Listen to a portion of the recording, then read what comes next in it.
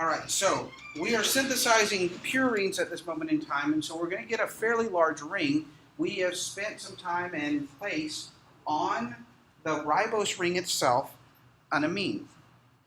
Now, we're now going to add glycine, and so we have glycine here, little tiny molecule. Okay, but I can't really react glycine directly onto this, and I really want to put it here.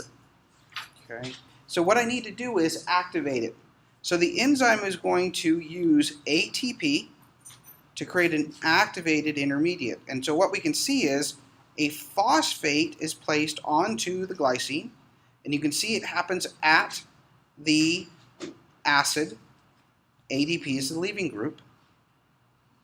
And so I don't have to deprotonate because I already have a negative charge that can attack us, become the nucleophile. The electrons will kick up, kick back down, and kick out. ADP is the leaving group, and I now get the activated intermediate. I want to connect this carbon, this carbonyl, to this nitrogen, because that will end up being this nitrogen attached to the carbonyl. Carbonyls are partially positive at the carbon, partially negative at the oxygen, so I need something that is negatively charged to attack it. And the amine can be deprotonated. I attack the carbonyl, kick up, kick down, and the phosphate going off. And I have now really started to create the ring. This is the only time in which we have more than one atom added to the ring at one time. And so I have four atoms within that ring structure. We're now going to use the THF that we talked about. THF can carry methyl groups, and we saw that. Here's THF carrying a one-carboned entity in the form of an aldehyde. It's attached to a different nitrogen, but I said those two nitrogens, the nitrogen number 5, could carry things, or the nitrogen 10 could carry things. We even have sometimes something carried between the two. In this case, we're going to carry this formal group. And what we're going to do is add that single carbon by deprotonating the amine, creating a negative charge, which we like to attack carbonyls, and we attack this carbonyl. Electrons will kick up, electrons will kick down, and this will pick up a proton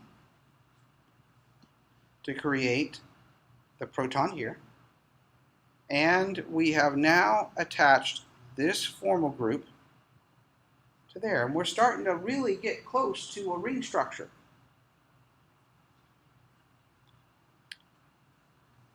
Okay.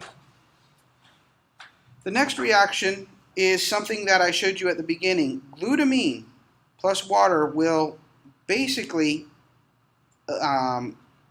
give off the amine off the R group. And so quite often we're going to have that amine come in and be able to react. And so glutamine, giving off its amine to become glutamate off the R group, is able to react. It will react with this carbonyl, a little bit more complex reaction than I want you to be able to do on the exam. But what we're going to do is have the connection. We're going to substitute the oxygen here for the nitrogen. And as part of that, water is eliminated. But this reaction we could work through a little bit, and we're going to get an intermediate. What we're going to do is create the closure of the ring structure.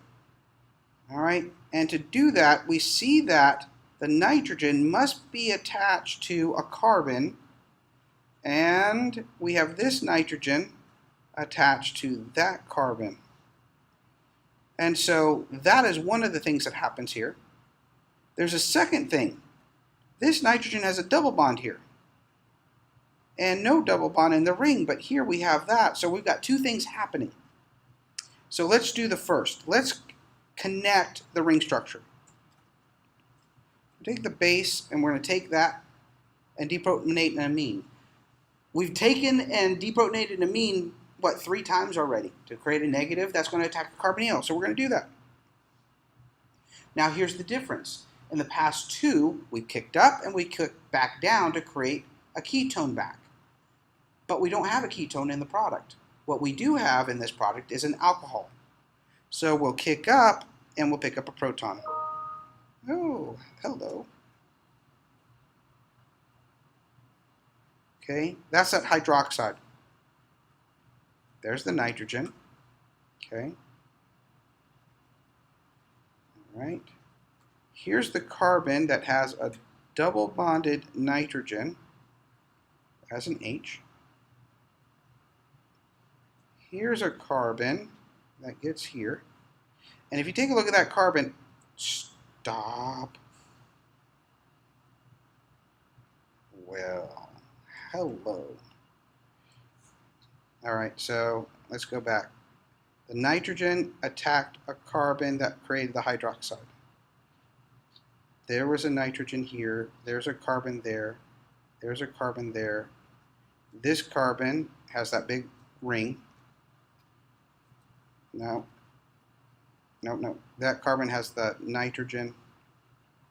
That is the ring. This has 2 hydrogens. That has 1 hydrogen. And we're there. Between this and that, which is this and here, we get down to something that looks, this nitrogen has to have 2 hydrogens, only has 1. This carbon has 1 hydrogen. So in this intermediate right here, I've got an extra hydrogen. So whenever I have an extra hydrogen, I'm going to go and take it. This can form the double bond, and that can pick up the extra proton to get to the intermediate that we see here. Now, there's a last thing here, going from this structure to this structure. This structure is a lot more stable. Do you have any clue as to why this is more stable? I'm going to articulate something for you. If I put those pair of electrons there. Why is this ring structure a lot more stable than this ring structure? Something about ring structures and pi electrons. Usually we see this structure in a 6 ring structure with 3 pi electrons. When you have a 6-membered ring with 3 pi electrons, what do we call that ring? Not benzene. It is benzene, but what is inherent about that ring? It's aromatic. 5-membered rings that have 2 double bonds and a lone pair is also aromatic. Very stable. So even though we can make that intermediate in the middle, making that aromatic ring really is much more stable. So to do that, the nitrogen has 1 extra hydrogen. I'm going to take that nitrogen and deprotonate it. That pair of electrons falls in to form the double bond, and that can pick up a proton to get that aromatic ring. Now we're starting we got a good start to the purines because it has a 5-membered ring and another ring, so let's start synthesizing that. What is this molecule here? What's its name?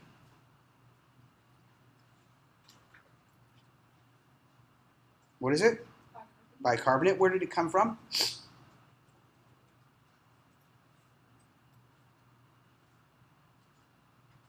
Something dissolved in water. CO2. CO2 reacts to create that bicarbonate. So every time you see bicarbonate, you can think of it as a carbon dioxide. We create lots of carbon dioxide by burning all of our food. And bicarbonate plus ATP creates this intermediate that we see quite often. Right? And that intermediate has a carbonyl that can be attacked and a phosphate to fall off, which is wonderful. And again, where is the nucleophile? What is going to be negative that's attacks? Well, we've done it lots of times. We will deprotonate the nitrogen. The nitrogen will attack that carbon of the carbonyl. I'll kick up, I'll kick down, and phosphate leaves. And you can see that it once was a nitrogen that had 2 hydrogens, and in the product I only have 1 hydrogen plus that acid.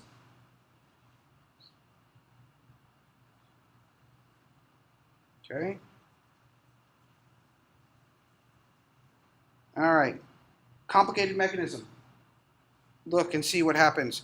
This carbon gets attached right here. Okay.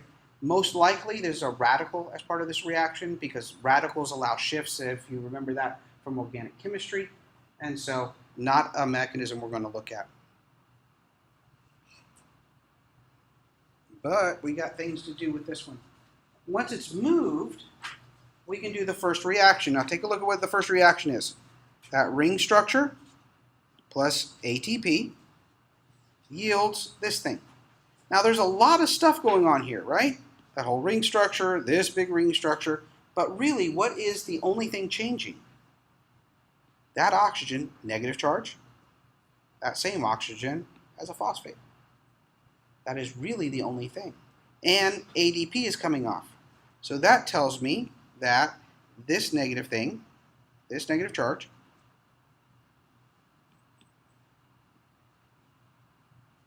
going to attack at the, is that the alpha, the beta, or the gamma phosphate? Yeah.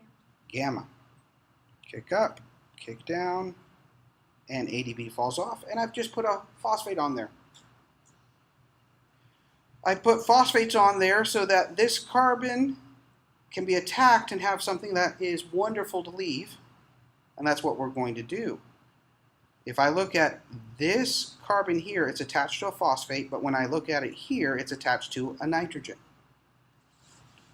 Are you starting to see a pattern? We'll take a base. We'll take off that proton off the nitrogen. That will attack at the carbonyl. Kick up, kick down, the phosphate leaves. And check that out. I've added a big old Herkin amino acid to the ring structure.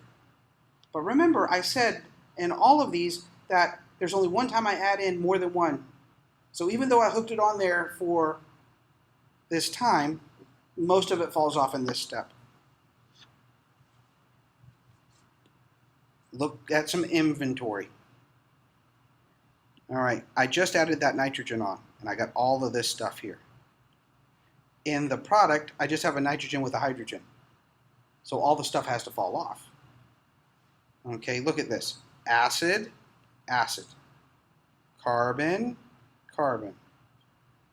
Carbon, carbon. Acid, acid. If I take a look at this, that has 1 hydrogen, but that one has 2. In the product, it only has to have 1. I've identified what I need to take off to form the double bond. Then the leaving group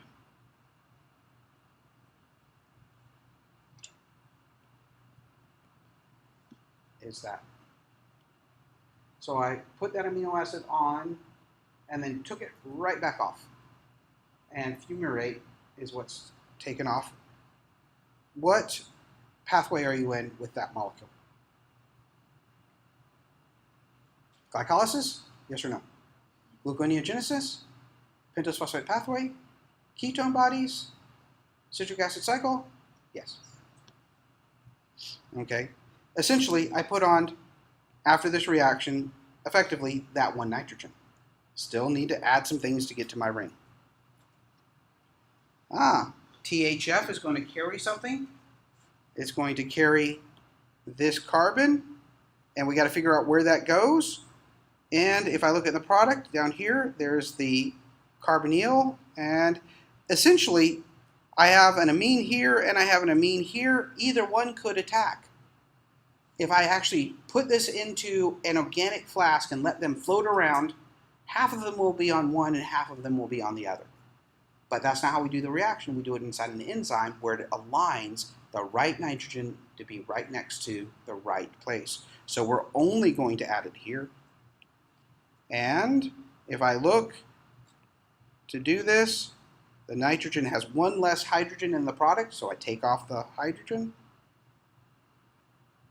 I attack, kick up, kick down, and that picks up a proton, and I've added one more carbon.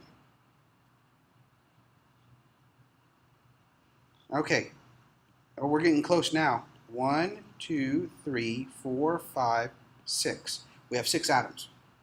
We can start to close that ring.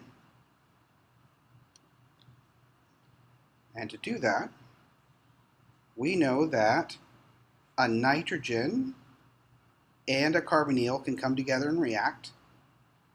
Okay, and so to do that, here the nitrogen has 2 hydrogens, only has 1. Here the carbonyl gets converted into a hydroxide. So we've done this to take off a proton off a nitrogen. We do deprotonate it. This can attack, oops, sorry. Oh, that looks crazy. Okay, stop. That looks better. And in this case, usually I kick up and kick down, but because the product doesn't have a ketone, I'm going to kick up and pick up a proton. I get the intermediate. All right, now if I look at this intermediate here, and I look at this product, this carbon that has the hydroxide doesn't have the hydroxide anymore. And this nitrogen over here doesn't have a hydrogen. And now I have a double bond, and so we know what to do to take off a hydrogen off of a nitrogen. We deprotonate it with a base. A pair of electrons can form a double bond. And then what can leave is water. I've now just synthesized a base pair. Okay? Is this a base pair that you know of? No, it's not one of the ones that you think of. What are the base pairs that what you think about? We give them letters. You think of either what? A or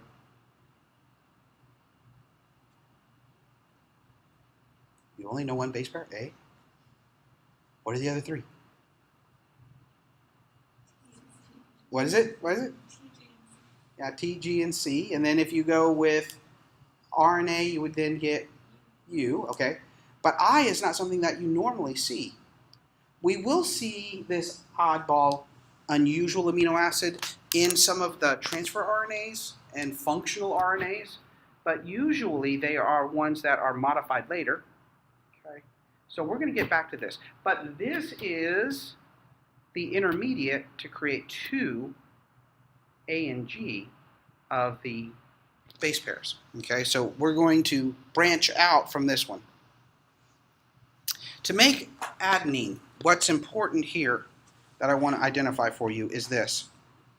I need GTP. Okay, I'm going to go real quick to the next slide. To make GTP, or G here, I'm going to go back, I'm going to need ATP. So to make A, I need G. To make G, I need A. They're reciprocally regulated. And so you don't make one out of balance to the other too often.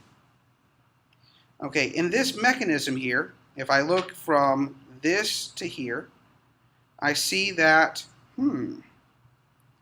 what's going on here? All kinds of stuff. Ooh, there is something wrong with my mechanism. There's something missing. We won't do the mechanism for this step.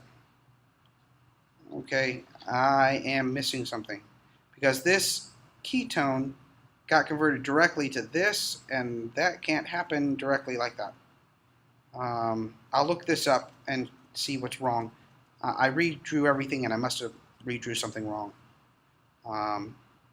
In this case, though, this mechanism I can show you, we added on this large thing so we can put on a nitrogen. Here, nitrogen has one hydrogen. Here it has two. And I'm missing all of this. Again, we had acid, acid, carbon, carbon, carbon, carbon, acid, acid. This has two. That has one. If I take that off, form the double bond that's in the product, and that picks up a proton, we've got AMP.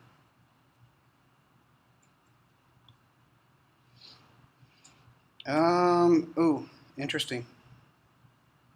Here in this reaction, what is going on? Okay.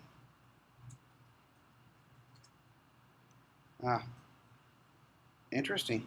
I don't need, for this reaction, I don't need those two. They're actually needed in the second step. The first step, right here at this carbon, it just has a hydrogen. But here it has a hydroxide. Well, I've got water being added. To get a hydroxide, all I do is take off one of the protons, and the hydroxide can attack. The electrons then pick up onto this hydrogen. That creates the hydrogen on the nitrogen and a hydroxide. This is where I need the electron carrier. Every time I have an electron carrier, that means I can have a hydride leave. In the product, I have carbon to oxygen double bond. Carbon to oxygen I already have, but I have a hydrogen here and a hydrogen there. One of them I'll deprotonate. Take that off. Form the double bond. But then I have to have something leave. The only thing that can leave is a hydride, which I don't like to do unless I have a hydride acceptor. And that's why I can do that reaction. And the last step, quite complicated. The issue here, glutamine is coming in. It will give an amine to react. What we're going to do is we're going to react this ketone into this amine. It's multi-stepped.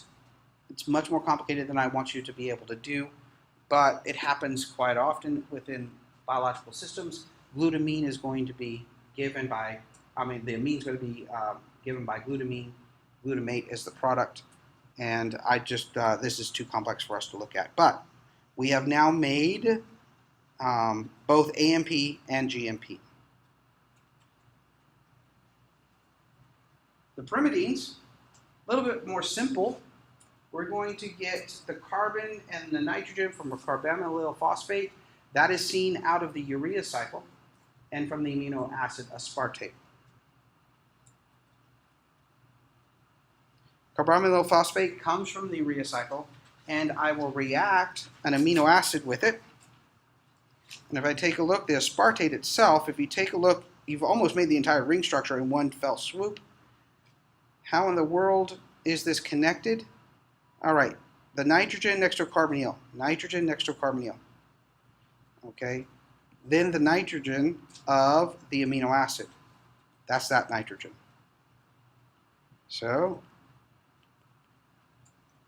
that nitrogen has too many protons. It will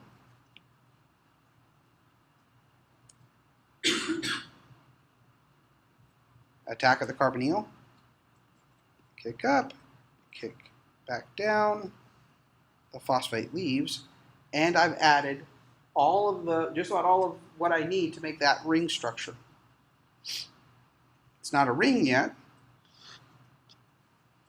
but we can start closing it down, because when I look at this, nitrogen has two hydrogens, nitrogen has one, and I have an acid here.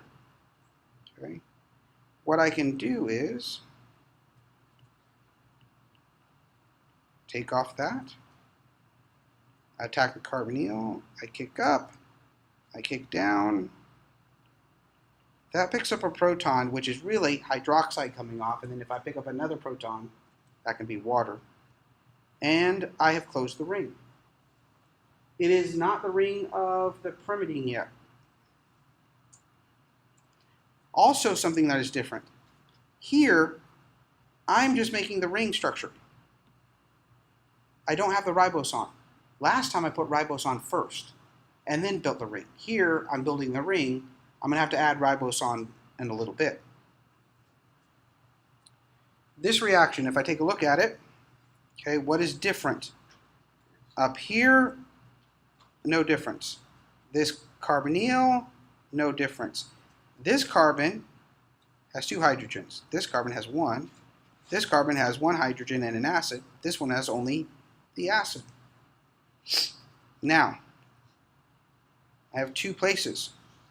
I have to take off one of these hydrogens, and I have to take off that hydrogen. Which one of these is most acidic? There's a reason why one is more acidic than the other. There's a reason why one is going to be deprotonated. It is because of what it's next to. Is the green or the blue the one that is more acidic?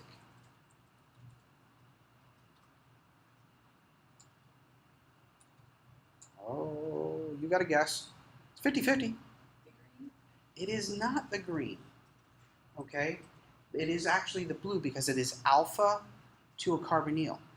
And because it's alpha to a carbonyl, it can create a resonance structure so that the negative charge can be on the oxygen rather than just the carbon, and that's what reduces the energy. So I'm going to take that one. The electrons, even though it can form a resonance structure, it's going to form towards the product. And I have a hydride leaving, but I can have a hydride leaving because I have a hydride acceptor. Again, I'm making the ring structure, but I'm still not at a base pair that I know and love. Here we're going to have the addition of the ribose, and this one's pretty straightforward. I just got to figure out which one it is. I have to have a nitrogen attached to this carbon. Got to figure which one of that one, which one is that, and so, oh, interesting. It is the one between the carbonyl and the acid. The one between the carbonyl and the acid. That's this one. So I'll take that proton. The pair of electrons will then attack, and the pyrophosphate falls off. This one is an SN2 attack because the stereochemistry around the carbon of the ring inverts its stereochemistry.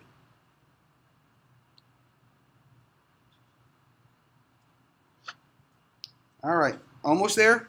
One more step. Okay. Removal of the carbon dioxide right here, which requires a more complex reaction than I want you to be able to know. Once I lose the CO2, I get U. I have A, I have G, I have U. We're almost there. What else do we need for RNA?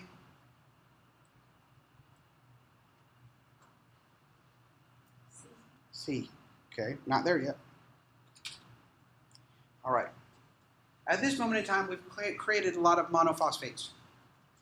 Monophosphate is an indicator of very low energy, and so we're going to use lots of other nucleotides to phosphorylate them up, and we'll get diphosphates and triphosphates eventually.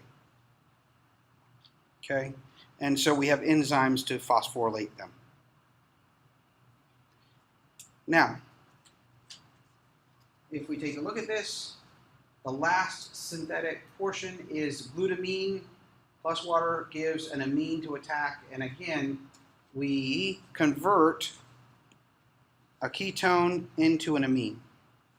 Again, we haven't looked at that mechanism, but I now have CTP. Okay, and so I've made all of the RNAs.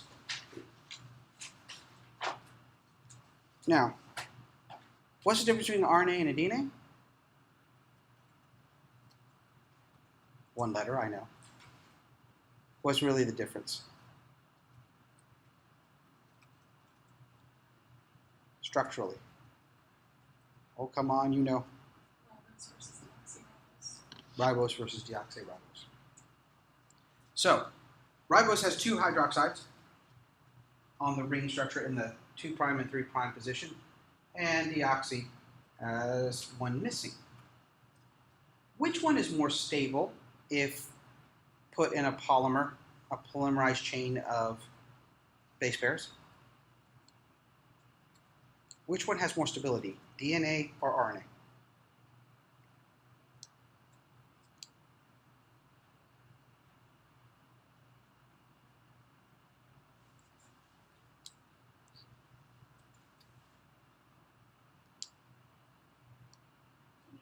Yes, why? Does anybody know why? It has to do with this hydroxide. The 3' and the 2' hydroxides. The 2', if it's there in RNA, it can go and do an internal attack and break the linear chain. If you break the linear chain, you break the information. DNA, it doesn't have that, so it can't attack itself, and so there is quite a bit more stability. Now, if you take a look at this particular reaction, this looks really, really simple. I'm going to take that hydroxide out, and I'm going to substitute it with a hydride coming in from NADPH. And eventually that is really what's going to happen. The electrons from NADPH are going to come in and do that, but it is a complicated process. Just looks like the hydroxide should fall off, and that should be it. Here's the enzyme. All right, what is the important parts? Okay. Here's the important parts. Whatever is bound here will change the substrate specificity. Most enzymes bind one thing, right? But depending upon what's up here, I can bind either A, C, U, or G individually. So that's important. The other is I only do this if I have certain energies, so there's a primary regulation. All right, couple of things in the active site. That is important, a radical. We also have a disulfide in here. All right, so radical reaction is what's going to facilitate this. Any of those base pairs coming in, okay, the first reaction is a radical. And we're trying to take off the 2'. So obviously the first reaction is with the 3' hydroxide. Have no idea. Okay, it actually takes off the proton, leaving a radical. Okay, then this hydroxide is going to take an electron pair off of sulfur. Now, sorry, it's going to take off the proton, leaving a negative charge right there. Water is a great leaving group, and what happens is the sulfur creates a disulfide, giving off a hydride, okay, that can attack when the water falls off because it leaves a carbocation. So the negative wants to fill in there. And so now I facilitated by adding in just a hydrogen. Now we said the electron pair came from NADPH. Well, you just saw it came from the enzyme. The enzyme is dead if it's like that. Okay? The last reaction inside the enzyme on the ring structure is the radical gives back the hydrogen at the number 2 spot, and then this can float away. But remember, the enzyme's dead if it has that disulfide, so NADPH is going to give it to thioredoxin. Thioredoxin will then reduce this back, and so all of the electrons come from NADPH through intermediaries to this enzyme to keep it going. So that's why we say the reaction requires NADPH, and you don't see it anywhere in this scheme. And so, if I bring in ADP, I'm going to make the RNA, I'm going to make the DNA version. And if I bring in the C, I'm going to make the DNA version. And if I bring in the G, I'm going to make the DNA version. And if I bring in the U, I make a U DNA. Is there U DNA? No. DNA is supposed to be what letter? T. Okay? And we're going to have to take care of that. Now, to give that electron pair, I told you that it was the NADPH. We'll actually give it to FADH2, which then will give it to thioredoxin, which then gives it to the enzyme, which then gives it to the deoxy form.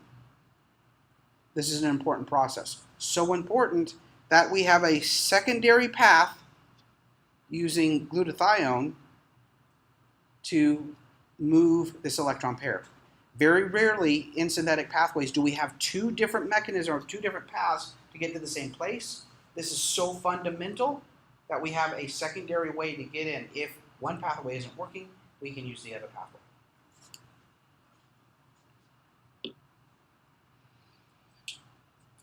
The regulation, I don't care that you know what does what. I just need you to understand that we have signaling to make that enzyme work on different ones.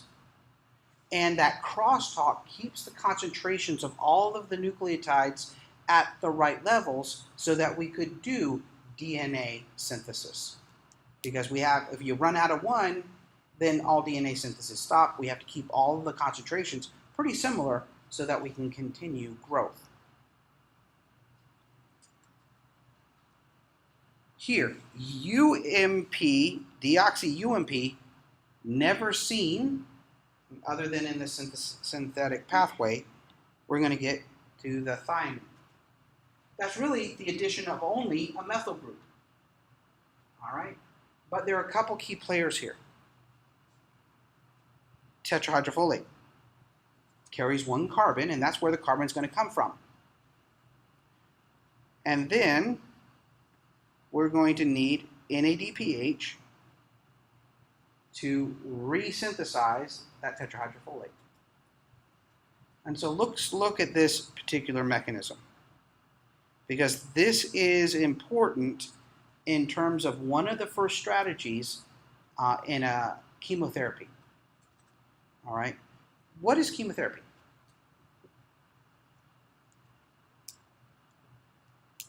You know what's associated with curing what? Cancers, right? Cancer is simply a cell that is continuing to grow or divide without regulation. One of the basic ways that we first strategized to stop cells from dividing too quickly was to mess up the synthesis of DNA. Because for us to grow, for it to divide, it has to have DNA. If we could knock out one of the nucleotides and stop that from being synthesized, it would stop the entire process. This is where we developed one key drug that stopped this process. Now, this type of chemotherapy is very general. It was our first attempt.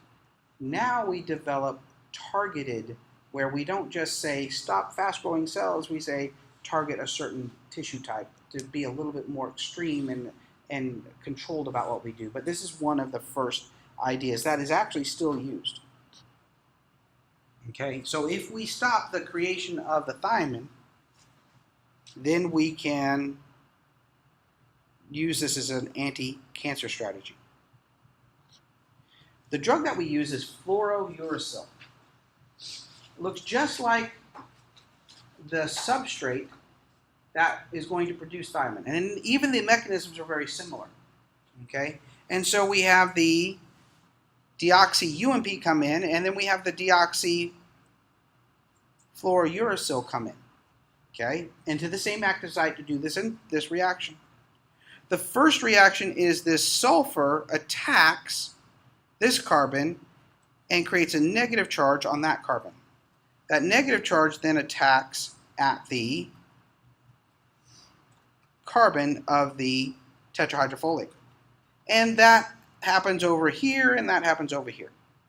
Okay? So at this moment in time, the enzyme doesn't care whether it has one or the other. The next step in the reaction is a base is going to take off this proton to create a double bond. And that gets this carbon away from the tetrahydrofolate. So I have a carbon. Here, I get a dead end product. I've covalently linked this drug to the enzyme, but it can't do its next step. The reason is that the next step is to deprotonate. There's a fluorine, I can't deprotonate. This kind of inhibition was given a special name called suicide inhibition.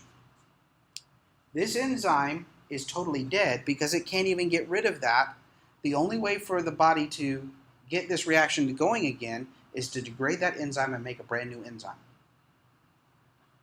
To finish out the synthetic portion, all right, what we do is the tetrahydrofolate does a really interesting reaction in which a hydride can be donated to create the methyl group, but in that process, the tetrahydrofolate requires it to be reduced again because it gave up a hydride, and that's why NADPH is part of this process. And so we use fluorouracil to stop the synthetic portion, and then this dihydrofolate that's created and has to be reduced by NADPH, we combine it with this drug to stop the conversion back, because those two enzymes are necessary to keep that cycle going to make the thymine. So if we stop the first reaction to make the thymine, and then we stop the regeneration, we're really going to stop this synthetic pathway. You take a look at those two structures. They look like NADPH in that it has double rings. They just bind very tightly and compete, so they're competitive inhibitors of the NADPH.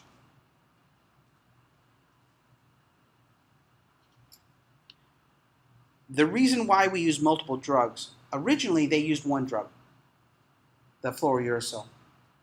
And some patients would become immune to that drug. The reason being, they didn't understand it at the time. And so most of the time when you become resistant, like to an antibiotic, you get resistant to a whole class of antibiotics, the ones that have the same shape. So what most doctors do will go to a different antibiotic that has a totally different shape, and that usually works. But in cancer patients under chemotherapy, they would get immune to one drug, so the doctors decide, okay, let's use a totally different class of drug. But they became immune to every drug all of a sudden. The reason they became immune was this. Inside the cell, we usually have a couple copies of called the multiple drug transporter. It's a protein that does this. It takes organic molecules on the inside of a cell and throws it out to the outside. It's there for natural processes, okay? But when cells are challenged with a lot of organic, extra organic material like drugs at very high concentrations, sometimes that protein can be overproduced. And so now you have transporters that will kick out organic molecules. So you give a patient a lot of drug through pills, and the concentration gets really high in the bloodstream, and it gets into the cells, but the concentration inside the cell never gets high, because as soon as it gets in, it gets pumped out. For a drug to work, you have to have a therapeutic concentration, a concentration inside the cell at a certain level for it to work. But if it's consistently being pumped out, and the transporter is a general transporter, as long as it's organic, hydrophobic, it's going to pull it out. So you can become resistant to, if you become resistant to one, you can become resistant to all classes of drugs. So now a lot of chemotherapy treatments are not single drugs anymore, they're cocktails. They try to hit multiple things at one time so they can dose it for a high concentration for a short period of time without trying to build that resistance and have treatments that are staggered, but hit every possible way for that particular cancer to be fought. And so we just use that strategy. All right. We are going to look at purine degradation because it interfaces a disease. And so when you have nucleotides broken down, you need to take off the phosphates, and we have that in the nucleotidases and the phosphorylases that take off the phosphates, and then we've got to take off the ring structure from the ribose. It's when we have the ring structure that we've got to watch out for. As we break them down, remember they branched off from one point to create both of them. Well, when they degrade, they both degrade to the same thing. It's this guy right here that's a problem. Okay, the uric acid. The problem with that uric acid, it has a very low solubility. Okay, so it doesn't take a lot for it to crystallize out. There are things in our body that have low solubilities, but here's the problem. It creates very unique crystals. They look like needles. And they collect in very interesting places in the body. They collect in your joints. So it is like putting needles inside the joint. How does that feel? Not so hot. In the presentation, this disease is called gout. The presentation normally is patients feel it first in the big toe. Why the big toe? I don't know, but this is really what happens. And the pain is so severe that some people can't walk because of the amount of pain. Because if you think, you just put needles inside those little kind of squishy things that are supposed to, soften the two bones from touching each other, and you put needles in that, not so good. Yeah, I know, that's exactly what I feel too. And so what we do is there is a inhibitor, a drug that binds into the two enzymes, or the two places. The enzyme is the xanthine oxidase that's used twice. That binds into the enzyme so tightly it doesn't dissociate, and it's a suicide inhibitor, which then never gets down to this or this, so these two things are what is filtered out of the body rather than the others. These are a lot more soluble, the top two, and they can be filtered out by the kidney, but if you get to the uric acid, you're going to get these types of needles inside the joints. Don't like it. Now, why in the world will we ever make that particular molecule? Urate and uric acid is actually a more powerful antioxidant than even vitamin C. So there is a few uses for this antioxidant, but it's not used that often. And so if you by chance have a lot of degradation, you can tip over into this disease state.